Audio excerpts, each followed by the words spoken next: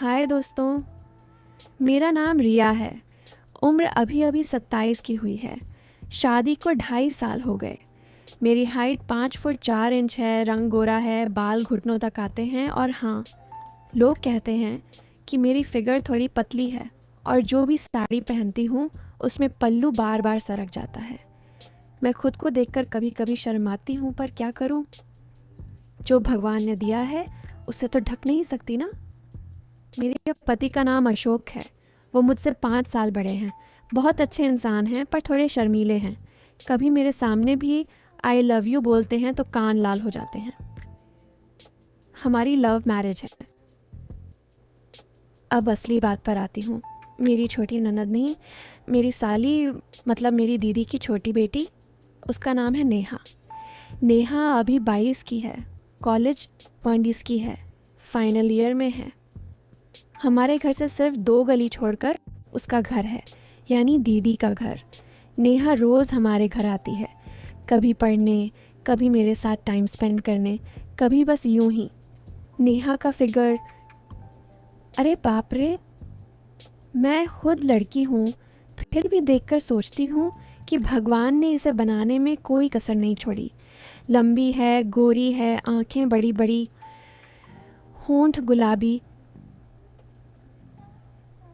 और जो सबसे ख़तरनाक चीज़ है उसकी आवाज़। मीठी इतनी कि सुनकर दिल में गुदगुदी सी होने लगती है। शुरू से बताती हूँ।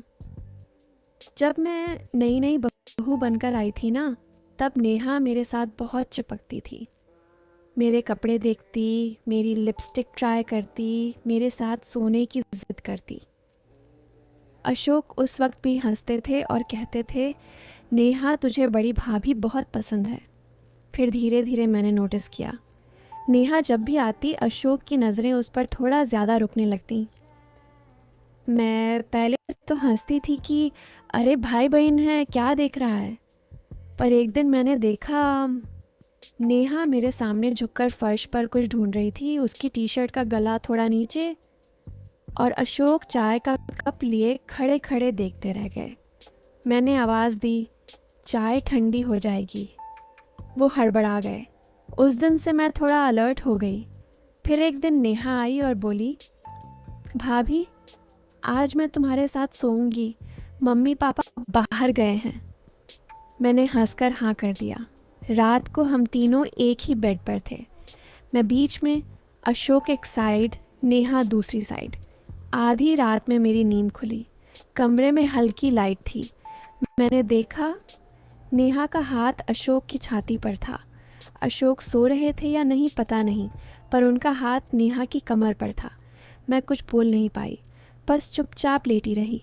सुबह उठी तो नेहा सामान्य थी, अशोक भी। मैंने सोचा शायद सपना था, पर ऐसा नहीं था। धीरे धीरे नेहा का आना बढ़ गया।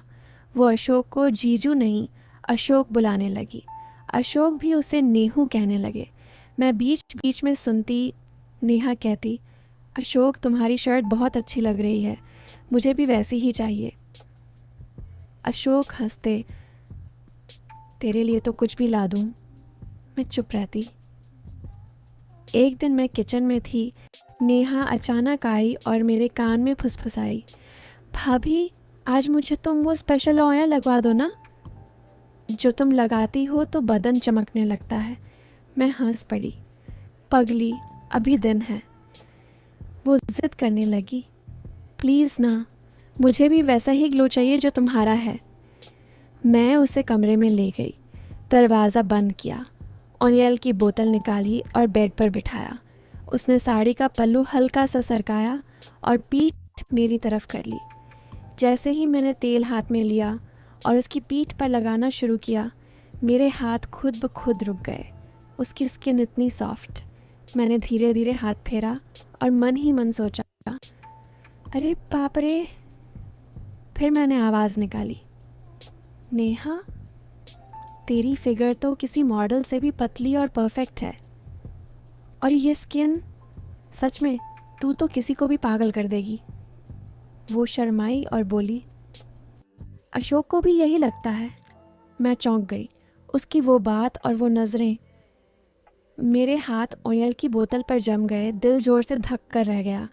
फिर एक दिन ऐसा आया, हम तीनों घर पर थे। मैंने खाना बनाया। नेहा बोली, भाभी आज मैं अशोक को खिलाऊंगी। मैंने हंसकर कहा, ठीक है। हम टेबल पर बैठे।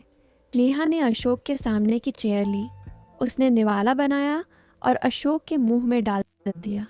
अशोक ने खाया और बोले, नेहू तू तो भाभी से भी अच्छा खाना खिलाती है।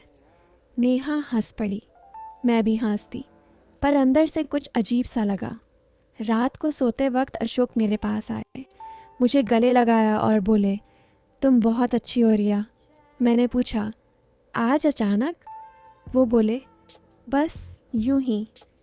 फिर उन्होंने मुझे किस किया। उस रात वो बहुत प्यार से पेश आए। मुझे लगा शायद नेहा की वजह से वो मुझे और वैल्यू देने लगे हैं। पर बात यही नहीं रुकी। धीरे धीरे नेहा का अशोक के साथ टच पड़ने लगा। कभी कंधे पर हाथ रख देती, कभी गले लग जाती, कभी अशोक के कान में कुछ फुसफुसाती। मैं देखती पर कुछ कह नहीं पाती थी। एक दिन मैंने अशोक से पूछ ही लिया, तुम्हें नेहा बहुत पसंद है ना? वो हंसे और बोले, हाँ, वो मेरी छोटी बहन जैसी है।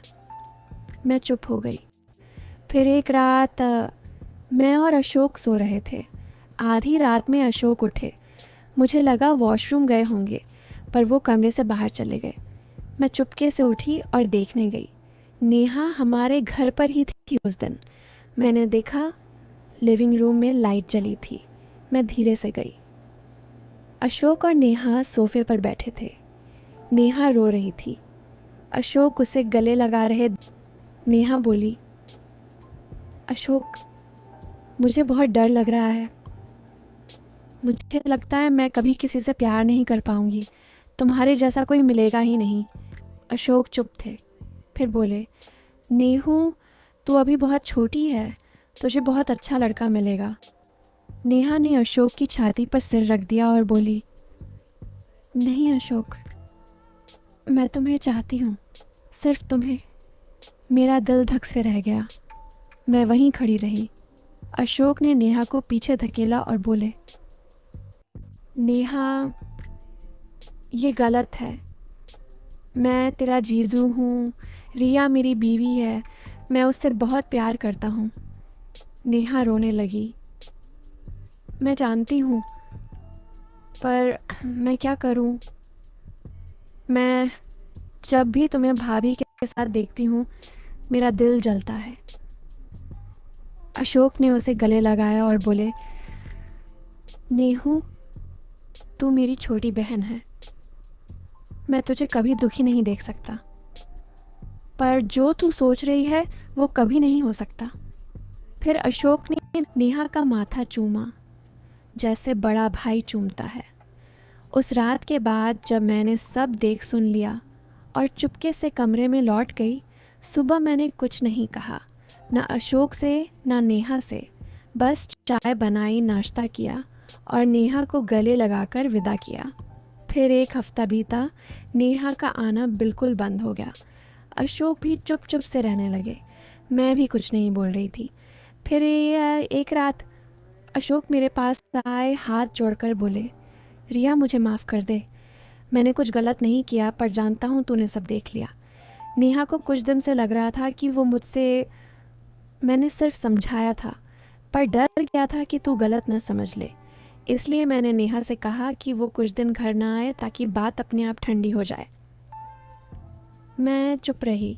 फिर धीरे से बोली, अशोक मुझे पता है तुमने गलत नहीं किया, पर मुझे ये भी पता है कि नेहा के दिल में जो था वो अभी गया नहीं है और ऐसा फिर हो सकता है। अशोक रो पड़े।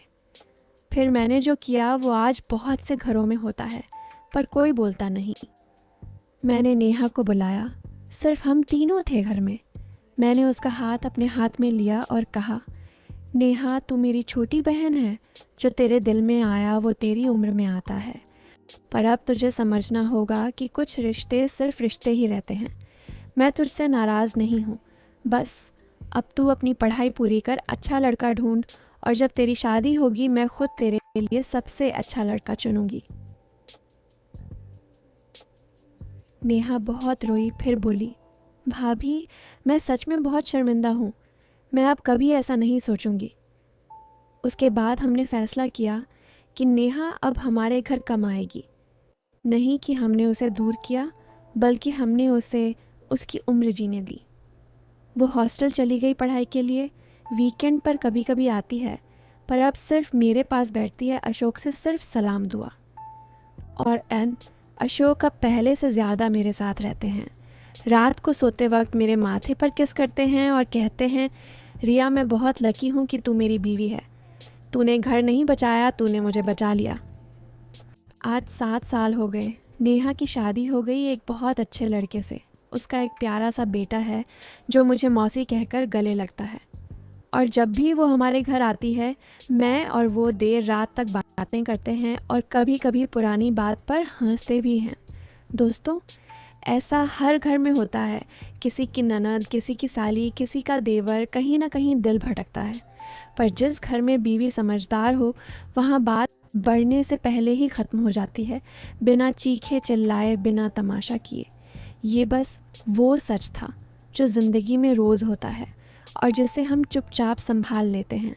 अगर तुम्हारे घर में भी कभी ऐसा कुछ हुआ हो और तुमने चुपचाप संभाल लिया हो, तो कमेंट में सिर्फ एक दिल भेज देना। मैं समझ जाऊंगी मैं अकेली नहीं हूँ। बस इतनी सी कहानी थी। नमस्ते। और हाँ, अगर ये सच्ची कहानी दिल तक पहुँची तो अभी लाल बटन दबाकर सब्सक्राइब कर दो प्लीज़, वरना अगली कहानी तुम तक नहीं पहुँचेगी। बस एक क्लिक कर दो ना।